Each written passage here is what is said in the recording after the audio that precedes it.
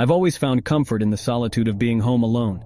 The tranquility of an empty house allowed me to escape the hustle and bustle of the outside world. It was my sanctuary, or so I thought. One gloomy evening, as the sun dipped below the horizon, casting eerie shadows across the living room, I found myself alone once again. My family had left for a weekend trip, and I relished the opportunity to unwind in the peaceful silence. However, that evening the silence seemed different, almost heavy with an inexplicable tension. I brushed off the feeling, attributing it to the darkening skies and my imagination getting the best of me. But as the hours passed, I couldn't shake the sensation that I was being watched. I decided to distract myself by watching a movie, trying to ignore the growing unease that tugged at my mind. The familiar glow of the TV offered some solace, and for a brief moment, I almost forgot about the strange sensation. Suddenly the room felt colder, as if a chilling presence had entered. Goosebumps crawled up my arms, and I noticed a faint whispering sound that seemed to emanate from the shadows in the corners of the room. The whispering was soft, almost unintelligible, but it sent shivers down my spine. My heart raced as I tried to convince myself that it was just the wind outside, causing the curtains to rustle and create the illusion of movement in the shadows. Nevertheless, the unease persisted. Feeling a bit foolish, I decided to retreat to my bedroom, where the feeling of dread was somewhat less pronounced. I locked the door and jumped under the covers, clutching a teddy bear for comfort, like a child seeking refuge from imaginary monsters. But as I closed my eyes, the whispers grew louder, more insistent. It was as if they were trying to convey a message, one that I couldn't quite grasp. Fear gnawed at my mind, and I began to regret being alone in the house.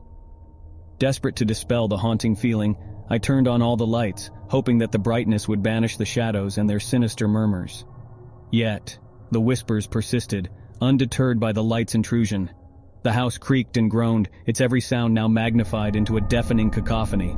The atmosphere became suffocating, and I struggled to breathe as an inexplicable force seemed to press down on my chest.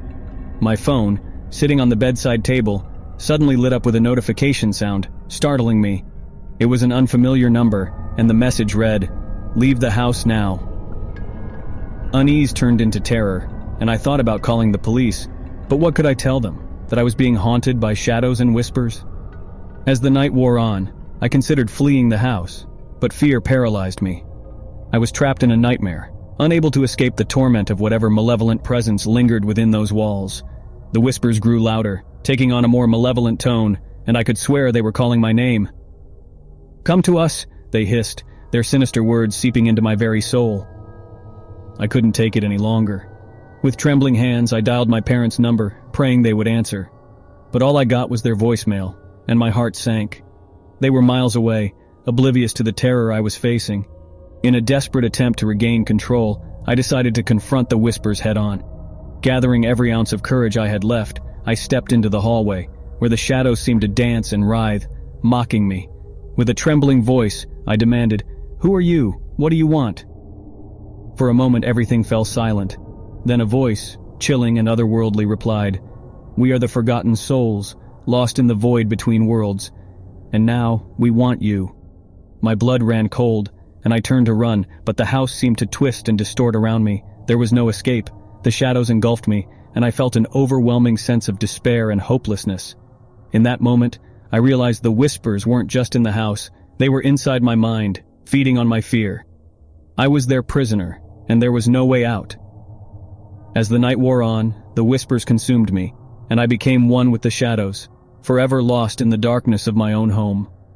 The house that was once my sanctuary had become my eternal prison, a place of unspeakable horror and torment.